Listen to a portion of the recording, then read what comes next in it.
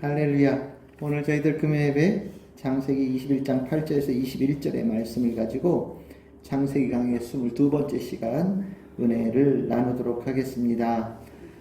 우리가 수요 말씀 나누었듯이 이삭의 탄생 아주 짧게 나왔었죠. 그 이삭의 탄생 이야기 짧게 나오고 난 다음에 이야기는 또 본격적으로 여러 가지 사건들에 대한 이야기들이 이어집니다. 참 좋은 이야기가 있었는데 오늘 읽은 본문은 참 어떻게 보면 참 좀 불편한 내용입니다. 우리가 좀 하갈과 이스마엘의 입장에서 본다면 참 딱하기를 말할 수 없는 상황이죠. 우리가 지금 생각하면 뭐 이스마엘은 아브라함의 아들이 아닌 것처럼 생각이 될지도 모르겠지만 고대 근동 지방에서는 당연히 아브라함의 아들입니다. 뭐 우리가 다른 거 볼 것도 없어요. 야곱의 12아들, 첫째 부인과 둘째 부인에게서 낳은 아들만 아니잖아요. 그 첫째와 둘째 부인에 있는 종에게서 낳은 아들도 다 야곱은 똑같이 자기 아들로 삼아서 12지파가 형성되었습니다. 그렇게 보면 이스마엘도 당연히 아브라함의 아들이고 이삭과 동일한 권리를 가지고 있는 아들임이 분명합니다. 그런데 오늘 이야기는 조금 아쉬운 이야기가 있죠. 그래서 이것을 두 가지로 크게 좀 나누어서 이렇게 보통 보는 견해가 있어요. 하나는 우리가 이 본문의 말씀을 읽을 때 갈라디아서에서 아브라함이 이삭과 이스마엘에 대해서 한 행동에 대해서 4장에 해석을 해놨거든요.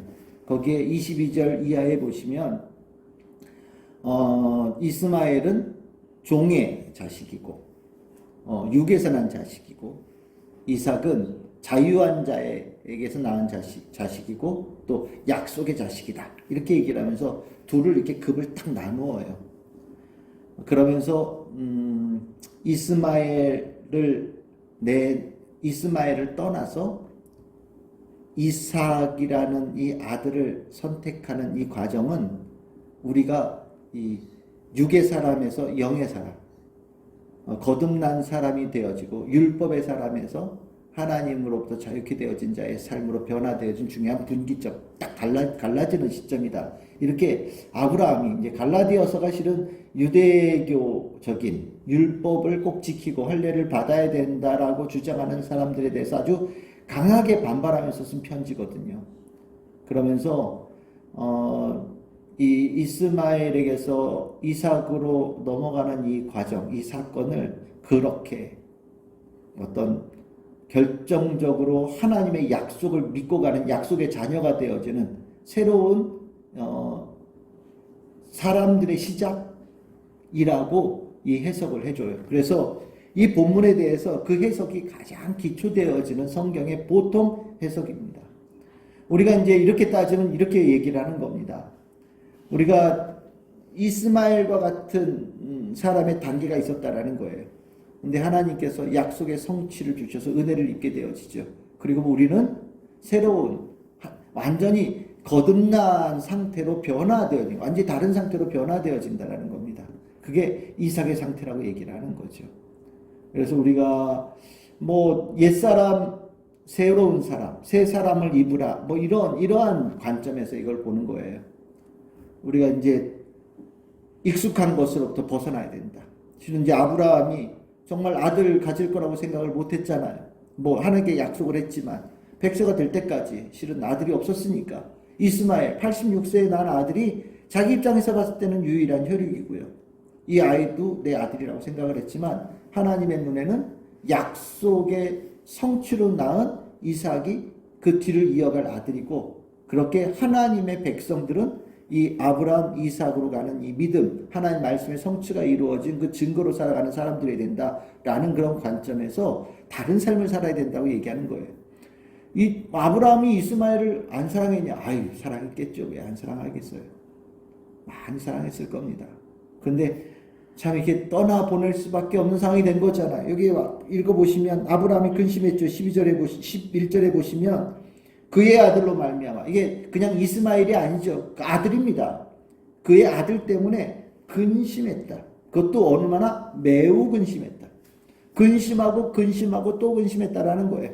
그러니까 그냥 좀 신경 쓰인다 이런 게 아니죠. 지금 앞에 잔치 있었잖아요. 잔치의 기쁨은 싹 사라진 거예요. 완전히 사라지고 머릿속에 그냥 어떡하지? 이스마엘 어떡하지? 이 생각이 머리를 완전히 꽉 채웠다는 겁니다. 강력한 근심이죠. 당연한 겁니다. 내 아들이니까요. 근데 하나님께서 그 아들을 떠내보내는 것을 근심하지 말라라고 12절에 말씀하시니 아브라함이 마음속으로는 근심이 사라지지 않겠지만 마음으로 근심이 사라지지 않겠지만 하갈과 이스마엘을 내보냅니다. 겉을 보기에는 이렇게 매정할 수가 없어요. 오늘 여기 보시면 아침에 일찍 일어나 밤에 하나님께서 말씀하시면 이게 오래 버티면 내일 일주일만 더 있다 그러면 아마 못 보낼 거예요. 그러니까 아브라함은요 진짜 완전히 달라져가지고요 하나님께서 말씀하시면 그날 그 아침 일찍 그냥 바로 이행합니다. 사람이 그렇게 바뀌어가요. 근데 아침에 일찍 일어나서 좀 매정하게 나오는데 떡과 물 한 가죽 부대를 가져다가 하갈의 어깨에다 메어줬다. 야 이거 참 뭐 좀 딴 거 없나? 막 눈을 씻어봐도 없어요. 뭐 그러니까 이게 우리가 보통 얘기할 때는 에이 어떻게 이것만 줘서 내보내겠어. 다른 것도 좋겠지. 근데 여러분들 사막에서 뭐가 도움이 될 게 있겠어요? 뭐 돈이 있다고 물을 사 먹을 수가 있는 데입니까? 뭐가 있겠어요? 조금 아쉬운 거는 그래도 뭐 낙타라도 한 2마리 내주고 거기다 물도 좀 더 많이 좀 실어주고 먹을 것도 좀 더 많이 실어주고 그래 내보내지. 응? 어떻게 야박하게 떡과 물 한 가죽 부대를 그냥 하갈에게다 딱 메어주고 광야를 걸어가라 그래. 이건 죽으라는 소리하고 똑같은 거 아니야? 이렇게 보게 되지만 실은 이게 아까 그 갈라디아에서 이렇게 시각으로 보면 이 정도까지 매정하게 끊어내야 하나님의 사람으로 살아가는 새로운 사람의 경지에 들어선다 라고 얘기하는 거예요. 과거의 것에서 이렇게 매정하게 끊어내지 못하면 질질 끌려가면 믿음으로 구원 얻는 이 축복의 삶을 절대로 얻지 못한다라는 거죠. 여러분 믿음으로 구원 얻는다라는 건요 다른 방법을 내가 아직 끌어내는 거예요. 다른 방법도 있고 거기에 믿음도 있어서 믿음도 좀 더 도움이 되어지고 믿음도 좀 더 효과가 있는 것으로 하나님께 은혜를 받게 되어지는 게 믿음으로 구원받는 게 아니라 내가 이제까지 했던 수많은 방법들은 다 갖다 다 던져버리고요. 폐기해버리고 오직 딱 하나 믿음의 방법으로 하나님께 은혜 받겠다라는 결단 안으로 가는 게 믿음의 사람의 삶의 변화거든요. 그러니까 여러분들 안에 다른 게 아무리 많아도 별 소용이 없어요. 믿음이 있느냐 없느냐가 중요한 거예요. 믿음이 있느냐 없느냐. 그게 믿음의 사람의 변화되어진 모습이에요. 우리가 이 부분을 좀 착각해요. 다른 것도 좀 있고 여기다 믿음도 좋으면 얼마나 좋아. 이렇게 보통 표현하거든요. 저 불은 참 이것도 좋고 저것도 좋은데 믿음까지 좋아. 뭐 이런 얘기 하거든요. 근데 하나님 앞에 하나님은요 우리에게 다른 거 다 버리라고 얘기하시는 거예요. 다 버려. 너 인물 잘생긴 것도 버리고 너 돈 많은 것도 버리고 너 세상에서 뭐 잘 나가는 것도 다 버려. 내 앞에 올 때는 딱 하나만 챙겨가지고 오려. 그게 뭐라고요? 믿음만 챙겨가지고 와라. 이 말씀하시는 거거든요. 그러니까 이 부분은 상당히 의미가 있는 겁니다. 이렇게 따지면. 우리가 믿음 하나만 딱 남길 수 있는 용기가 있느냐? 여러분들 그 용기 있으시죠? 별로 없으세요? 믿음 하나만 딱 있으면. 참, 나머지 다 버리라고 내 믿음 하나 딱 하지. 믿음이 물이에요? 믿음이 떡이에요? 그것도 아니에요. 믿음 하나 가지고 잘 생각해보면 오늘 하루도 살아가기가 당장 나 지금 몇 시간 뒤에 배고플 것 같은데 뭐 뱃속에다 뭐 줄 것 같지 않은 생각들이 막 들거든요. 그러다 보니까 믿음 외에 다른 것을 이렇게 주렁주렁 매달고 가라가는데 실은 이스마엘은 완전히 딱 끊어내라는 신호였고 하나님께서 하신 명령에 아브라함은 순종했다. 이게 이 성경 본문을 해석하는 메인 해석이에요. 네. 아마 이 본문에 대해서 이런 설교 많이 들으셨을 거라는 생각이 들어요. 왜 그러냐면 이거는 성경 안에서 바울이 이미 이 본문을 가지고 그렇게 해석을 해놓은 거기 때문에 설교를 한 거기 때문에 우리가 이 바울의 성경 해석을 근거해서 설교를 많이 합니다. 근데 이 시간 말고 그냥 바울이 뭐라고 했는지 별 상관없이 그냥 이 본문만 보면 이거 어떻게 보면 좋겠나? 여러분들 8절에 뭐라고 나옵니까? 아이가 자랐어요. 젖을 뗐어요. 이삭이 젖을 떼는 날에 아브라함이 큰 잔치를 베풀었어요. 젖을 몇 살까지 먹습니까? 요즘은 좀 일찍 되죠, 그렇죠? 뭐 이유식 같은 게 많고 아이들 먹일 게 많으니까 좀 일찌감치 떼지만 한 몇십 년 전에 여기 권사님들이 애들 기를 때 보통 한 1년 이상은 먹이지 않습니까, 그렇죠? 네, 그러니까 아마 보통 보면 한 2년쯤 먹였다고 얘기를 합니다, 젖을. 그러면 젖을 뗐다는 얘기는 한 2살, 우리로 따지면 만 2살 정도 되는 거죠. 2살 정도. 2살의 의미가 뭐냐? 이제 죽지 않고 살 수 있는. 예. 신생아 때는 애가 약하잖아요. 많이 죽잖아요. 그러니까 그 2년을 정말 애가 병도 걸리지 않고 잘 자라는, 살아남는 것 자체에 아주 관심을 기울이고 아마 이 보내는 시간인가 봐요. 젖을 뗀다라고 하는 거는 이제 초기에 죽지 않고 애가 이제 살아갈 수 있는 애가 됐구나 라고 하는 그런 시간인 것 같습니다. 그러다 보니까 잔치를 벌이는 거예요. 우리가 인생을 살면서 잔치를 몇 번 벌이잖아요. 인생의 분기점이거든요. 이렇게 따지고 보면 인생의 분기점마다, 중요한 분기점마다 잔치를 벌여서 축하를 하는 거죠.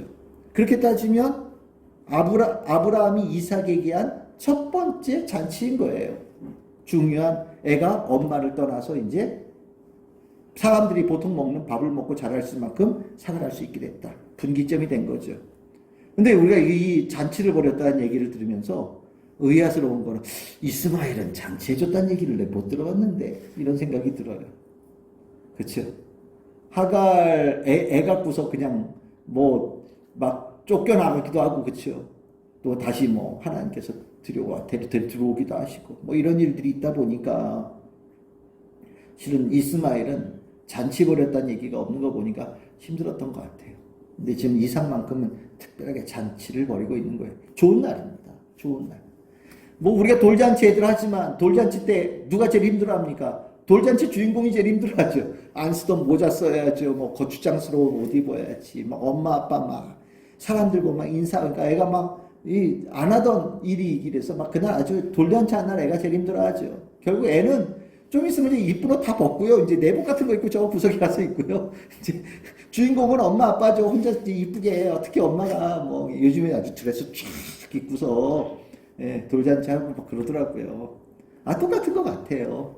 이삭 처음에 이렇게 몇 번 하고 좀 있다가 이제 어디 구석에 간 거예요. 그럼 뭐 하겠어요? 형이 있죠. 형이 누구예요? 이스마엘.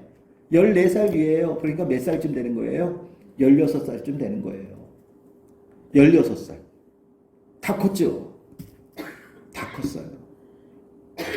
이삭은 이제 젖뛰어가지고 이제 겨우 아장아장 걷던지 뭐 기던지 하는 그 정도인데 얘는 다 커가지고요. 어른 같아요. 16살 같아요. 그걸 이제 큰형이 둘째 동생을 저쪽 구석에서 놀아주고 있는 거예요. 네. 그쵸? 무슨 그게 나쁜 의미가 있겠어요. 놀아주고 있는 거예요. 착한 거예요. 실은 엄밀하게 얘기하면 착한 거죠. 이스마엘이 착한 거예요. 그런데 그걸 바라보는 시각에 문제가 있는 거죠. 이스마엘은 나쁜 뜻을 가지고 이삭에게 뭘 했느냐? 그렇게도 볼 수 있고요. 아닐 수도 있어요. 여러분들 9절에 보시면 하갈의 아들이 이삭을 놀렸다. 여기 이제 이것도 말이 재밌어요. 이스마엘이라고 하면 얼마나 좋아요. 근데 이스마엘이라고 표현하지 않고 하갈의 아들이라고 얘기를 하고요. 대신 그 앞에 뭐라고 하냐? 아브라함의 아들이라는 얘기까지는 해요. 일부러 이름을 안 집어넣고 있어요. 이 아들이 이삭을 놀리고 있다라고 얘기합니다. 놀렸다라는 이 단어를 해석을 어떻게 했냐에 대해서 논란이 좀 있어요. 저쪽 한쪽 구석에서 홀로 있었다, 따로 있었다라는 얘기로도 해석을 할 수 있고요. 이거를 성적 희롱을 했다라고 표현하기도 합니다. 이건 뭐 해석하는 사람들이 좀 다르긴 한데 지금 여기서는 상당히 부정적으로 표현하고 있는 것만큼 확실해요. 그런데 정말 이스마엘이 부정적으로 이삭에게 했는지를 알 수가 없어요. 왜? 중에 나오잖아요. 9절에 뭐라고 합니까? 사라가 보니까. 저기서 뭘 하고 있는데 그게 객관적인 사실이 아니야. 사라의 눈에는 큰아들이 내 아들 이삭에게 뭔가 나쁜 짓을 하고 있는 것처럼 보이고, 그 애는 하나는 이만큼 다 커서 어른이 되는 것처럼 보이고, 애 하나는 완전히 이제 아장아장 걸어다니는 기어다니는 정도 수준 되는데, 이 정도 수준 되어지는 차이를 딱 보면서 불안감이 확 들어오고 뭔가 걱정이 막 되기 시작하는 거예요. 이건 사라의 마음이에요. 실적으로 일어난 일이 아니라, 이 실용했다고 하는데 실질적으로 이 문제의 근원은 뭐냐?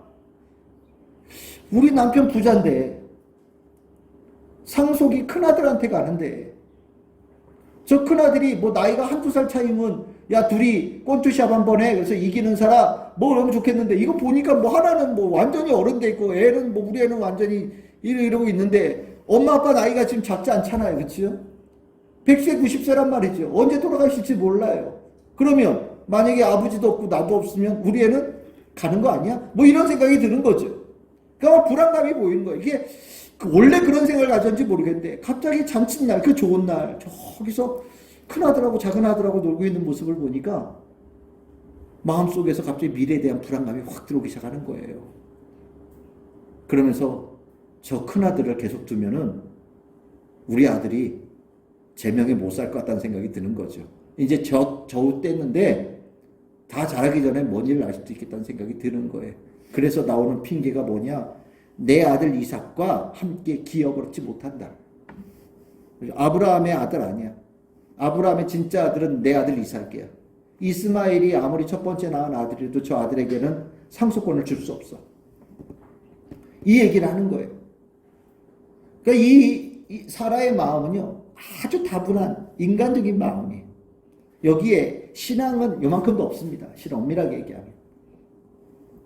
그냥 엄마의 마음이고요, 사람의 마음이고요, 질투의 마음이고 불안함의 마음이고 전형적인 보통 사람들이 갖는 마음을 사라가 있는 그대로 표현하는 거예요. 그럴 수 있죠. 지금이 좋은 날인데 좋은 날에 뭔가가 변화되어지고 있는 거예요. 젖된 날에 뭔가 변화가 일어나고 있는 거예요. 잔칫날에 뭔가 변화가 일어나고 있는 거예요. 아브라함이 듣고 근심했다고 그랬잖아요. 둘째 아들이 이삭이 젖된 날 되어져 너무 기쁜 일인데, 지금 사라가 큰아들과 하갈을 쫓아내야 된다고 얘기하는 그 순간에 마음속에 큰 짐이 오는 거예요. 그런데 아브라함이 모르는 게 있죠. 전에 하갈이 집 나갔을 때 하나님께서 왜 돌아오게 하셨을까요? 하나님께서 아직 때가 안 됐기 때문에 돌아오라고 하신 거예요. 근데 지금 하나님께서는 이것도 하나의 때라고 얘기하시는 거예요. 무슨 소리? 둘째 아들은 젖될 때가 되어져서 이제 살아남는 아이가 됐다라는 때가 된 거고요. 이제 16살 이스마엘은 아브라함의 축복의 자녀로 살아가는 것이 아니라 하나님께서 주시는 유업을 가지고 살아갈 아들의 때로 분리할 때가 되어졌다는 신호를 보내주신 거라는 거죠. 실은 사라는 그런 마음을 가지고 한 건 아니에요.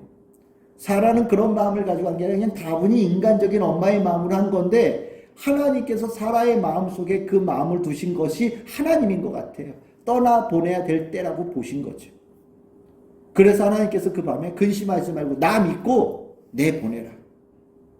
네가 네 아들을 먹이는 것이 아니라 내가 너의 아들을 먹일 테니 걱정하지 말고 내보내라 라고 말씀하시는 거예요.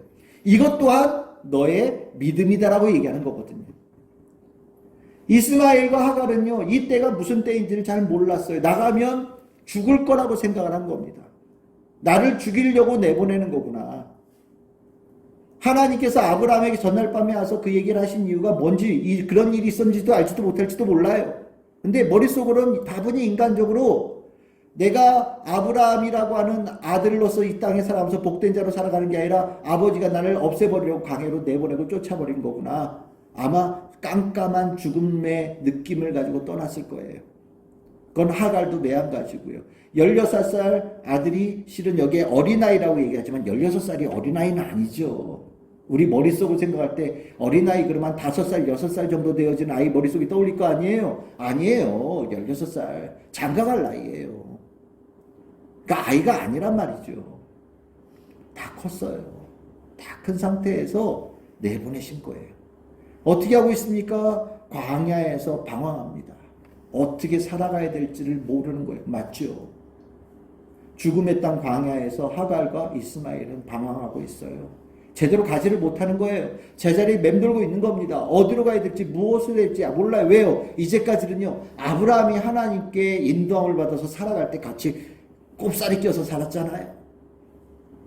그러니까 내가 하나님께 길을 묻지 않아도 되고요. 내가 하나님께 은혜를 직접 받지 않아도 되고요. 내가 하나님께 기도하지 않아도 돼요. 아브라함이 그 복을 받아서 그 복을 그냥 이어받고 살아가는 거예요. 그런데 아브라함으로부터 떨어졌어요. 뭘 어떻게 될지 몰라요. 방황하는 거예요. 그럴 때 하나님께서 그 시간을 하나님께서 무엇 하기를 원하셨느냐? 기도하는 자가 되기를 원하신 거죠. 하나님께 기도하는 자가 되기를 원하신 거예요. 여기 보시면 참 이게 내용이 조금 애매한데 여러분들 떨어져서 있었다라고 얘기를 해요. 그리고 엄마 얘기인 것 같아요. 엄마 얘기가 아이가 죽는 것을 참아보지 못하겠다. 16절에 그렇게 얘기하면 하갈 얘기 같잖아요. 그치요? 그리고 나서 16절 끝에 보시면 마주 앉아 바라보며 소리내어 울었다라고 얘기합니다. 그럼 누가 울었다는 것처럼 보입니까? 하갈이 우는 것처럼 보여져요. 그런데 뒤에 보시면 여러분 17절에 보시면 하나님이 그 어린 아이의 소리를 들으셨다라고 얘기를 하고요. 17절 끝에도 저기 있는 아이의 소리를 들으셨다라고 얘기를 합니다. 무슨 소리입니까? 엄마가 울고 있어요. 근데 저 멀리 떨어져 있는 이스마엘은요. 하나님 앞에 기도하고 있었던 것 같아요. 하갈은 어떻게 될지 모르고 있어요. 그냥 떨어져서 죽을 시간을 기다리고 있고 남자의 낭망에서 있는데 이스마엘은 어떤 경우에서 되어졌는지 모르겠지만 떨어진 그 자리에서 하나님 앞에 아브라함처럼 하나님 저는 어디로 가야 됩니까? 하나님 저는 무엇을 해야 됩니까? 하나님 나는 무엇을 꿈꿔야 됩니까? 라고 저 끝에서 떨어져 앉아가지고 하나님께 부르짖는 모습을 가졌던 것 같습니다. 하나님은요 이스마엘에게 이 시간을 요구하신 거고요. 이러한 이스마엘이 될 수 있도록 길을 여신 거고요. 이스마엘은 그 시간을 광야에서 방황하는 고통의 시간을 통하여서 하나님 앞에 기도하고 울부짖는 자로서 설 수 있는 사람이 되어졌다라는 거죠. 여기 중요한 거는 그럼 이렇게 되면 이스마엘 아브라함이 하갈과 이스마엘을 집에서 내보낼 때 너무나 매정한 것처럼 보였지만 실은 이 과정은 무슨 과정이었냐? 이스마엘이 또 하나의 한 가문의 어른으로서 한 집안의 주권자로서 한 가문의 지도자로서 당당하게 서서 살아갈 수 있는 기회가 되어진 거고요. 시작이 되어진 거고 하나님께 축복을 받는 시간이 되어졌다라고 해석할 수 있는 겁니다. 이스마엘은요. 그렇게 하나님께 기도했고요. 하나님은 그 기도를 아브라함이 기도한 것과 똑같은 기도로 들어주셨어요. 그리고 이스마엘은 하나님께 은혜 받는 아이로 섭니다. 여러분들의 이 모습이 누구랑 달라요? 아브라함 이야기에 계속해서 나오지만 롯과 다른 모습이에요. 롯이 아브라함에게서 떠났어요. 많은 재산을 가지고 떠났습니다. 근데 많은 재산을 가지고 떠나서 하나님 앞에 기도하지 않았어요. 근데 여기 이스마엘은 어떻습니까? 떡하고 물 하나 더 들고 나왔어요. 가진 거 없이 나왔어요. 아무것도 없이 나왔습니다. 그런데 이 이스마엘은 롯과 다르게 하나님 앞에 기도했어요. 이 이스마엘도 롯처럼 큰 성으로 갈 수 있었겠죠. 돈벌이를 하기 위해서 세상 한가운데로 갈 수 있을 거예요. 이를 바득바득 깔고 그렇게 나아갈 수도 있었을 겁니다. 그런데 이스마엘은요. 그렇게 어디로 갔다는 얘기가 없이 광야 한가운데 서서 하나님 앞에 기도하는 아들이 되었더니요. 롯과 다르게 하나님께서 이스마엘을 하나님께서 복 주시는 아들로 삼으셨다라는 거거든요. 그러니까 이 이야기의 초점을 사라 너무했네. 아브라함 너무했네. 이런 시각으로 보면은 이거는 실은 아브라함과 사라 입장에서는 좀 억울한 이야기처럼 들릴 수 있어요. 제가 볼 때 이 이야기는 롯과 다른 이스마엘의 이야기예요. 기도한 이스마엘. 아브라함의 품을 떠나서 나아갔을 때 기도하는 이스마엘이 되어서 하나님께 복받는 이스마엘이 되어진 이야기예요. 하나님께서 우리에게 원하시는 모습을 이스마엘이 보여줬다는 얘기를 우리에게 전해주고 있는 거죠. 하갈한테 이렇게 얘기합니다. 하나님께서 하신 얘기죠. 일어나서 일으켜서 붙들고 이루게 하라. 하나님께서 그이와 아이와 함께 하실 것이다라고 분명하게 약속을 하시죠. 눈을 밝혀주시고요. 인도해 주셔서 힘을 채워주시고 그가 하나님께서 주신 축복 속에 아내도 없고 자식을 얻는 과정으로 펼쳐지는 이야기가 나와요. 한 가문의 지도자가 되어지는 거예요. 여기에서 우리는 분명히 알 수 있어요. 하나님은요. 우리가 누구 밑에서 복을 받을 때가 있어요. 아버지 어머니 밑에서 신앙 밑에서 복 받을 때 있죠. 어머니 아버지가 신앙생활을 너무너무 잘해서 지금 자녀들이 그 어머니 아버지가 신앙생활하는 모습을 복을 받아요. 근데 어느 날 이제 부모를 떠나서 나아갈 때가 있어요. 우리는 그 아이에게 조금이라도 뭔가를 더 많이 챙겨줘서 내보내주고 싶어하는 마음을 가지고 있습니다. 그래서 막 정말 그 아이를 독립시키기 위해서 최선의 노력을 다하죠. 이건 모든 부모들이 다 똑같이 하는 거예요. 그런데 우리는 롯과 그리고 이스마엘 똑같이 아브라함 입장에서 봤을 때는 자식처럼 생각하는 사람들이잖아요. 그런데 달라요. 아무리 많은 돈을 줬어도 실은 그것이 신앙과 연결되어지지 않으면 하나님의 축복을 받는 한 가문의 지도자가 될 수 없어요. 그리고 나면 받은 유산도 다 사라져버리고 없어져버리고 그 인생은 실은 세상 사람들과 별 다르지 않은 모습으로 전락되어질 모습도 나옵니다. 하지만 가진 재산 별로 없어도 하나님에 대한 믿음을 가지고 기도하는 자녀로 세워져 주면 하나님께서 그 아이를 붙들고 그 아이를 일으키고 그 아이에게 축복하셔서 하나님께서 복의 또 하나의 제2의 아브라함의 모습으로 그 아이를 키우시는 것을 은혜를 베푸신다라는 거죠. 우리는 이렇게 보면 참 믿음이 얼마나 중요한 것인가를 바라보게 됩니다. 아브라함은 믿음의 조상이었고 아브라함 밑에서 있던 사람은 이 믿음을 배워서 독립하는 거예요. 우리는 우리 자식들을 내내 품에 껴안고 있을 수 없어요. 우리는 때로는 나이가 많이 들어도 초등학교, 중학교, 고등학교 때 우리 아이 보는 것처럼 내가 품고 싶지만 아니에요. 아이들은 독립해야죠. 독립하는 게 맞아요. 그리고 독립하면서 우리가 도와줘야 될 일들이 생길 수 있죠. 하지만 그 도와줌이 절대로 뭔가 돈에 도움을 주거나 이런 것이 첫 번째가 아니에요. 가장 중요한 거는요. 믿음을 생활할 수 있도록 도와주는 거예요. 하나님께 부르짖을 수 있는 사람으로 세워질 수 있도록 도와주는 거예요. 실은 복은요. 하나님께서 주시는 거지 아버지 어머니가 주는 게 아닙니다. 아버지 어머니가 뭘 얼마나 가졌어요. 우리가 아무리 많이 줘도 그것이 그 아이에게 절대로 좋은 결실을 맺는다는 보장도 없어요. 복은요. 하나님께서 주신 복이 있을 때 진짜 그것이 참으로 아름다운 결실을 맺는 거 아니겠습니까? 그래서 여러분들 우리가 이렇게 이스마엘의 모습을 보면서 내 아이도 인생의 광야에서 하나님께 부르짖어 기도할 수 있는 아이를 만들어야 되겠다는 분명한 목표를 가졌으면 좋겠어요. 그 아이만 되어질 수 있다면 참 우리는 아이 잘 기른 겁니다. 우리가 독립시킬 때 불안하지만 아브라함의 모습 걱정하지 마. 나한테 맡겨. 하나님께 내 아이를 맡기는 거죠. 왜요? 그 아이는 내 아이인 이전에 하나님의 자녀거든요. 하나님의 아들과 딸이거든요. 내가 하나님의 아들과 딸인 것처럼 내 아이도 하나님의 아들과 딸이에요. 하나님의 아들과 딸은요. 하나님께서 먹이시고 입히시고 기르시고 축복하셔요. 나는 내 아이를 하나님께 내어드리는 믿음의 결단을 가져야 되는 거예요. 저는 아브라함 그것을 어렵게 한 거예요. 매우 근심하면서 힘들어하는 과정에서 이스마엘을 내보냈어요. 그런데 결과가 어땠어요? 너무너무 잘 됐죠. 그렇죠? 이러고 나니까 우리는 앞으로 있을 일이 뭔지 느낌이 오죠. 하나님께서 또 이번에는 이삭을 내놓으라고 하셔요. 하나님 못하겠는데요? 라고 얘기한다면 이스마엘의 이야기에서 배운 게 없는 거죠.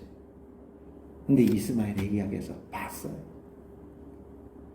하나님 믿고 신뢰하면서 내보냈더니 그 아이를 정말 잘 되게 하는 걸 본 거예요. 하나님께서 똑같은 것을 이삭에게 요구할 때 아브라함은 멋지게 해냈습니다. 앞에 예행 연습이 있었거든요. 우리 인생에서 이 경험들에 가는 겁니다. 믿음으로 결단할 때 하나님께서 축복하시는 모습을 우리는 습득해 가는 거예요. 경험을 통하여서.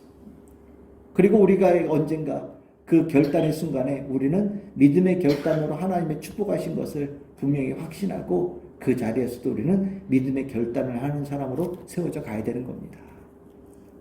여러분들 잘하고 계시죠? 믿음의 결단, 훈련 이미 잘 되어 있으시고 그 때가 되어질 때 믿음의 결단으로 통하여서 하나님께서 원하시는 일을 확실하게 해낼 수 있는 성도로 다 살아가고 계시지요? 마스크 써서 대답이 안 되십니까? 잘 되라고 있습니다.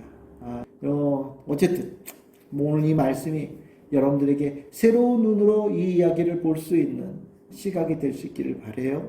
앞에서 얘기했던 갈라디아서의 근거로 한 설교 해석은 가장 1번 해석이에요. 1번 해석. 예. 1번 해석. 늘 하는 얘기니까. 그리고 이제 지금 요번에 한 얘기는 만약에 아브라함과 사라 입장에서 본다면 그건 2번 해석이 되는 거죠.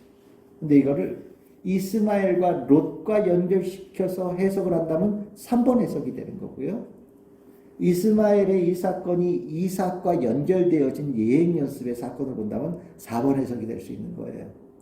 같은 본문을 가지고 이렇게 여러 개로 해석이 가능하고 그것이 전부 다 은혜가 되어져요. 성경은 양파 같아요. 까도 또 새로운 의미가 계속해서 나오면서 우리에게 귀한 은혜를 줍니다.